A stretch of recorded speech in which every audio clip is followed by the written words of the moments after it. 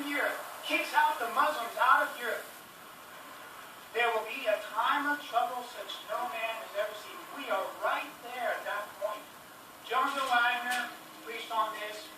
Even James White, many times, said, is this the time? Is this the time? James said, no, it's not the time, because we don't see a Sunday law, we don't see these other things. Now we see a Sunday law. Now we see Turkey.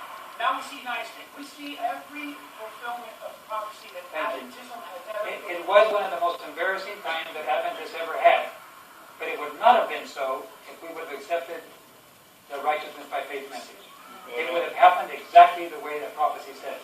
But because we went out on the limb, we were right, and then we made the next logical one. It wasn't the wrong, it was right.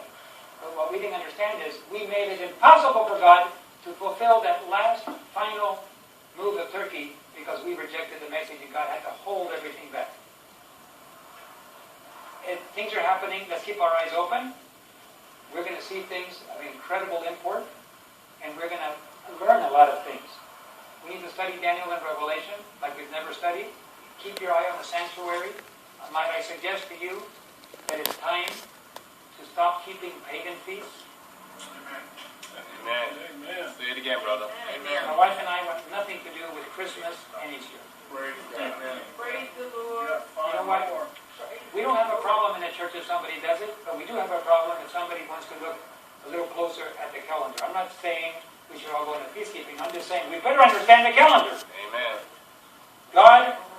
God has further truth for us in His sanctuary service. Amen. And we need to understand it. We need to study the sanctuary service. All of God's secrets are in the sanctuary service. Yes. By the way, Jesus is not going to come in the spring. He's going to come in the fall. You say, oh, David's giving a date. I'm not giving a date. Did you hear me give a day and an hour? No, I don't know. God's going to announce it. But according to the sanctuary service, the first comes the Day of Atonement, 10 days before, Feast of Trumpets, then the Day of Atonement, then you, after you pass the Day of Atonement and you're sealed and forgiven, then you have the Feast of Tabernacles.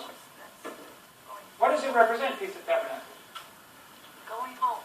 It represents leaving our homes and living in temporary dwellings. That represents a time of persecution that God's people are going to live in, just prior to the great deliverance. A friend of mine pointed out that when Jesus comes, how long are we going to be traveling to heaven? Do you remember? 7 days. 7 days. Did you know that the Feast of Tabernacles is 7 days with an 8th day of banqueting? We're going to be living in temporary housing on that cloud for 7 days, and on the 8th day, there's a great banquet, wedding feast of the Lamb.